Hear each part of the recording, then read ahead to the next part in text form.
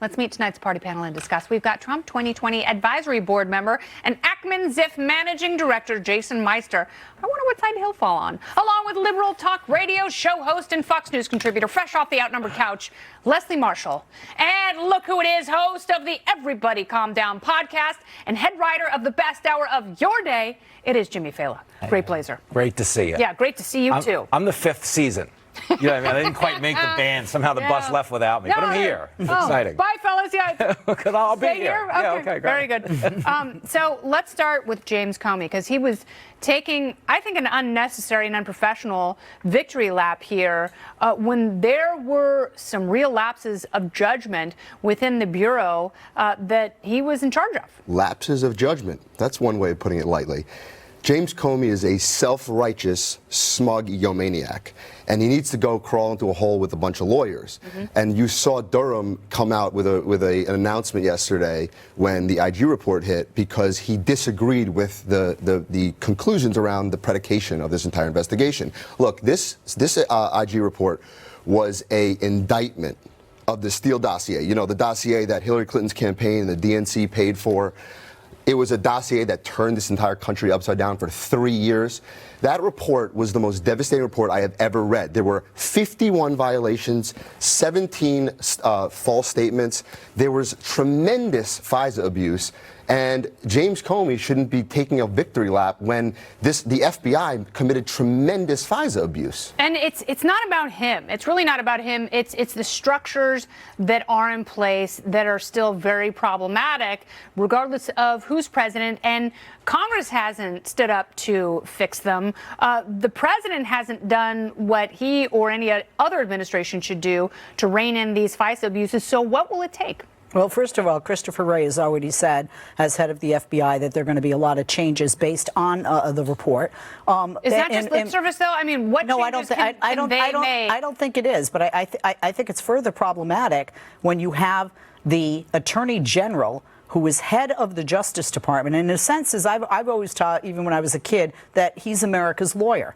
And when you're bad-mouthing, and as he has in the past, talking about spies within the FBI, an organization of law enforcement that's within your jurisdiction. I mean, you talk about bad-mouthing. Look what James Clapper, John Brennan, and James Comey have said about the president. I mean, they may be past directors of their various bureaus and agencies, but the president is still the president, and he may not be everyone's favorite. But to have the kind of information and knowledge that they have of their various spying apparatuses, and for them to get that political about the president, they're doing what you're complaining about right now.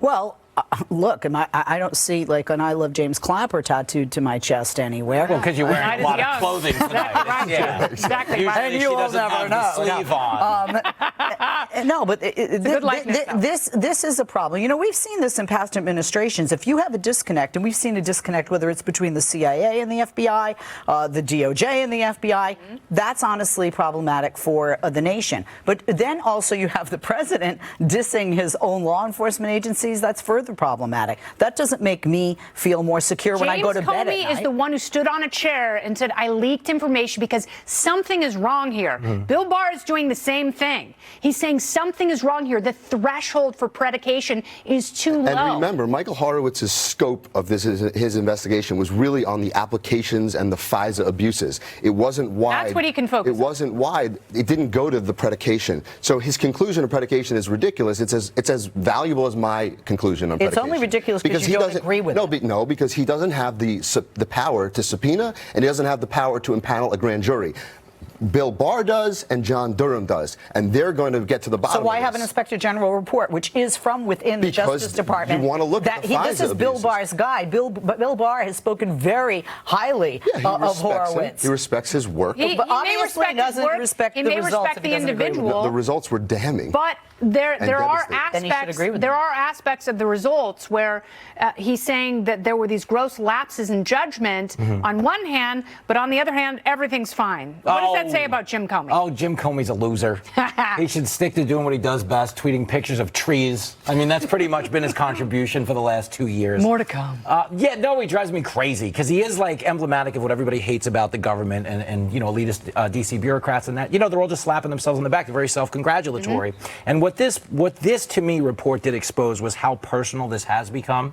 And although they ruled that their personal biases didn't affect their work, there were 17 cited errors in this report. None of them just so happened to go the other way. That's a great all point. so Jimmy, happened to go point. against Trump. That's a really good point. And I want to touch on that for a second because no one has really pointed that out. Yeah. Because that in and of itself mathematically speaks to a bias. There's a 50-50 chance. That's why and if it had gone the other way, if they had used some of this exculpatory evidence and adjusted the FISA warrant application, then that would speak to the apoliticalness of the Bureau. But you don't see that. Every single thing went against Trump, just like all the fake news goes against Trump. It never goes the other way. Speaking of fake news, I got a lot more with the panel because they're sexy and.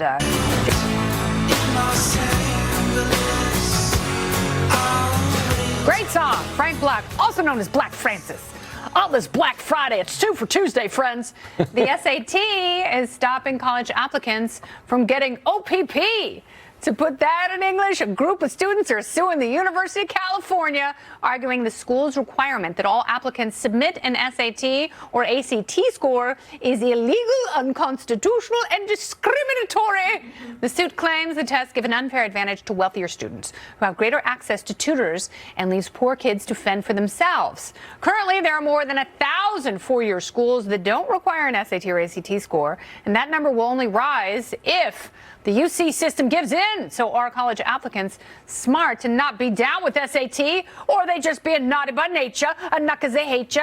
The party panel has returned. Jason Meister, Leslie Marshall, Jimmy Failla. Woo! There they are, waving and happy. So Jason, I will start with you. I'm going to share a little bit of my own story. And some of the people here who watch this fine program, maybe they've heard this yarn a time or two. I didn't take the SAT. I didn't take the ACT, and I got a scholarship, a Regents scholarship to UCLA. Wow. Yeah. That's impressive. Thank you. I don't think we can get rid of it. I don't have a question. I don't think you should get rid of this basic measurement. I think we should improve upon the test. I think that it's fair to try to make it more equitable. What if kids are bad test takers, but they'll be really good people in the future who will get overlooked by good schools because they have test anxiety? We still need to have a basic test to measure every student against each other. But maybe our obsession with testing is misguided. I don't think it is. I think we need a basic measurement. I don't mind having a system and metrics and every school having their own format and their own flow, like plucking out genius. I think there are ways of doing that intuitively. I don't think these tests are intuitive. If you get rid of the test, the downside is that you're going to put people, they're going to get through the system, and then they're going to be in jobs in places where they're set up to fail. And so I think that you need to have a system in place in which you're comparing students. Or you're just training a generation of bureaucrats and people who think all the same way, which is not a world I want to live in, Leslie Marshall. I am so against standardized testing. My son is one of those children that you're talking about that has test anxiety. Is he thick? Huh? He is a thick boy. He's not thick. he gets anxiety about testing. He doesn't do well on standardized tests, but he's a very smart kid. I don't do well on standardized tests. I don't like this because it's not to me necessarily unconstitutional, discriminatory. I feel we're far too litigious as society. I don't think it's archaic. Yeah, I don't think it is either. And I think there are other places kids can go. And what I was saying, I went to community college for 2 years, did real well, and University of California, Los Angeles. The finest institution on the West Coast, perhaps in the United States. Thank you very much. And that's why I don't care what you do with this test either. Like, I went to community college, and we didn't need SAT scores. They wanted, like, our score in asteroids. They're like, are you any good? Can you help us score weed? You know what I mean? Hang out with me. That's pretty much the admissions process. I hate the idea, though, of eliminating this because I think, again, we're defeating that message of self-reliance that kids are supposed to be learning in school. What infuriates me about life in this country right now is everybody, with all these social justice terms like white privilege and all that, like everybody's overlooking the fact that we live here where we do have work privilege, where you can work as hard as you want to go as far as you want in this country. And we're constantly steering people away from that reality by being like, oh, the system's rigged, or you don't have the advantages they do. But the truth is, everything you do in life comes with some type of statistical disadvantage one way or the other. You know, I went to community college. When I started community college, I was like turning tricks behind a bowling alley to pay rent. Now, look at me all these years later, I'm behind a much nicer bowling alley. Were you wearing that jacket then? Same tricks, you know, same jacket? Yeah, well, I've raised the rates. As you can see, the rates have gone up. The menu is laminated. Oh, is it ever? It's also not the only measurement that they're looking at. It's one measurement that they're weighing up against other things. That's the problem wait a with minute. algorithms, though. Like that could be a big part. Like if that's 20-30% of your entrance algorithm, you're kind of hosed. And if you're not going into those fields, if people are in more artistic fields, or people are in art schools aren't going to have the SAT. Well, even data coding in some of these schools. I mean, Learn if to you want to code. go to Harvard, but you don't want to be, can't say look, it that. breaks it down into math and verbal. And some people excel outside of those areas. Personally, I never use math. I don't. I Sorry, love math. I don't Math use is beautiful. I know I know That you is don't. the motto I hate in our it. house. I hate it. Math is beautiful. Thank you, Terry Green. He taught me that, Santa Monica College legend. All right, the panel's sticking around because we got more to talk about, including Michael Bloomberg said last Friday the whole reason he finally jumped into the race is because he's tiny and he fit, but also, quote, he would do the best job of competing with him and beating him, meaning President Trump. So does anyone believe him other than him? The party panel is back. Jason Meister, Leslie Marshall, and Jimmy Failla. Leslie, you still have a crowded field. I know Kamala Harris just got out, and I guess Michael Bloomberg thinks this is his big entree. He and Deval Patrick are jumping in at the last minute to save the race. Can he buy this election?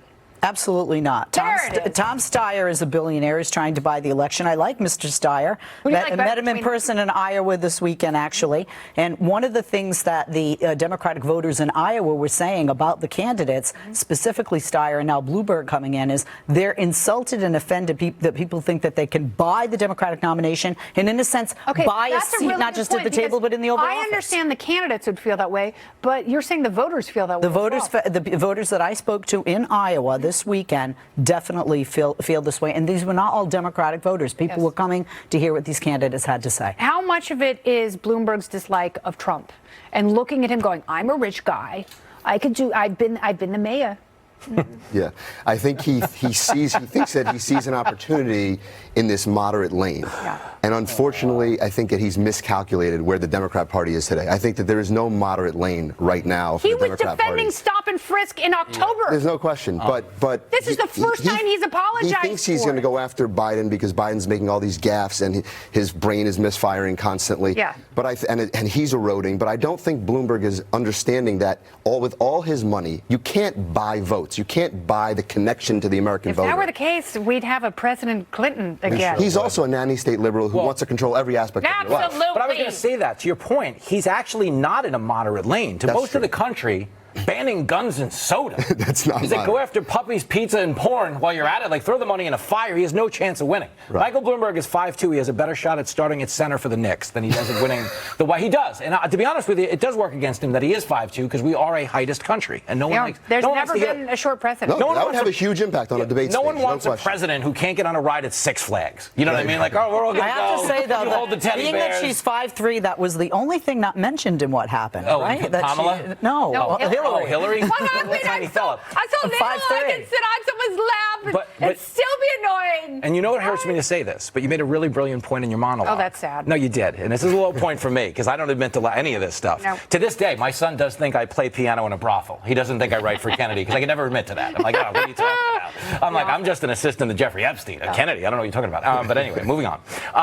The fact that you said people don't like him. Yes, the presidency is a likability contest. Right. And for whatever people think who oppose President Trump, there's a big percentage of the country that genuinely likes who he is. That's right. And Bloomberg doesn't have that. No. And he has such a disdain for voters. When you hear him talk about poor people like he's training dogs, oh yeah, we tax them because they don't know what to do with the money. That's so demeaning. Right. You know? Or the way he talked about Bloomberg News and how they get a paycheck. Yeah. I mean, it's an elitist sort of mentality. It is. Running for mayor of New York City is not running for president of the United States, and that's kind of But what you're isn't it saying. interesting, because I think de Blasio kind of fell into that too, ago when he was running for president. Like, there's something about that mentality where people think, like, I have lorded over Gotham. By God, the rest of the country is just simpletons and dirty rooms.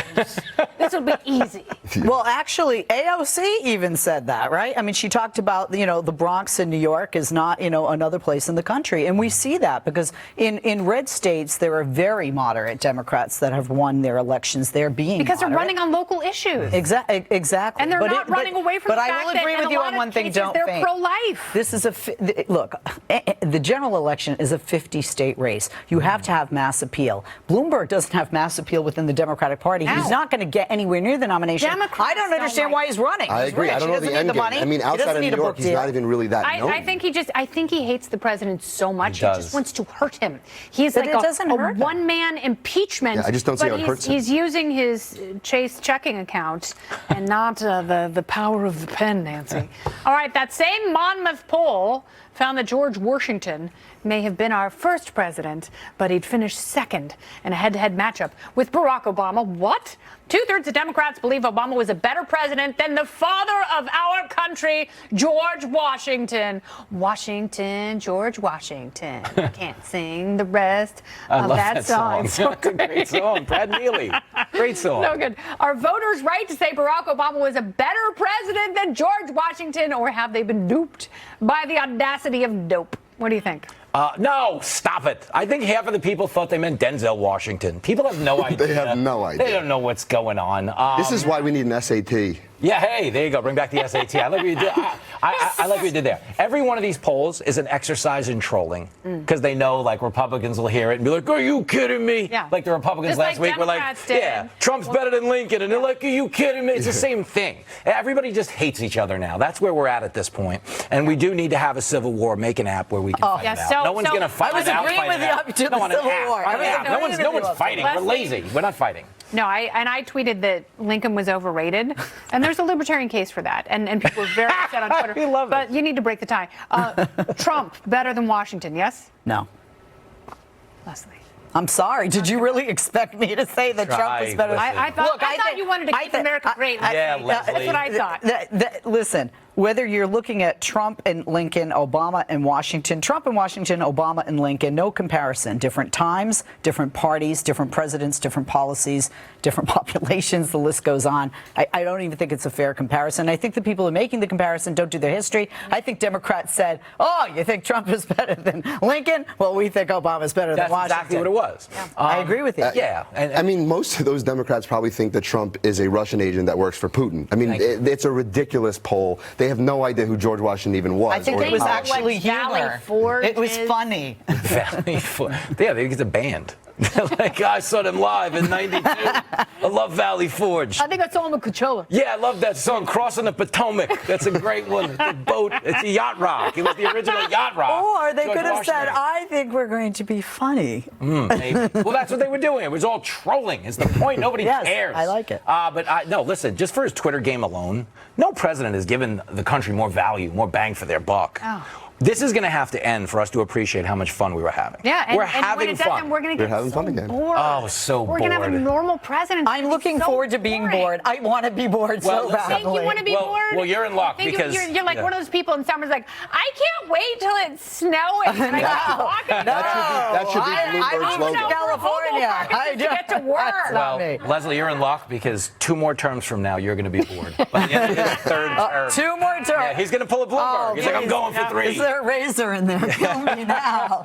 And then President Pence. Oh, it'll be so No, great. It'll be so- no. I would trade all my political victories forever for Nikki Haley to be the first female president because we're not going to have a "we did it, girls" in Washington D.C. and it's going to No. expose the hypocrisy of feminism that I get frustrated If by. Democrats Oh, wait a really, minute. Oh, You yeah, but it's a double haven't standard. read my article that If went viral years Democrats ago. really felt that way, Kamala Harris and Elizabeth Warren would be neck and neck for the lead in the race. Kamala's out, Elizabeth is in 4th, and I think the whole thing is high. But we get in trouble for that. Oh, We do. Oh, if we vote for a woman as a woman because she's a woman, we are bad. What We do are you- what do bad. you- that. But that Shouldn't do that. happened Vote with for a candidate best because they're a candidate. good candidate Yeah. and they've got good answers, not because they have boobies. Dude, I didn't vote for Trump because we're both fat. I thought he was a better alternative. And I didn't vote for Hillary because she is a she. I voted for Hillary because I preferred her Oh, over how Donald funny. Trump. I didn't vote for Hillary. All right, thanks so much, Graham. This is What a great. surprise. I know who you voted for. You told me. Gary Yes. Johnson. Woo. Oh, that's embarrassing. I Move know.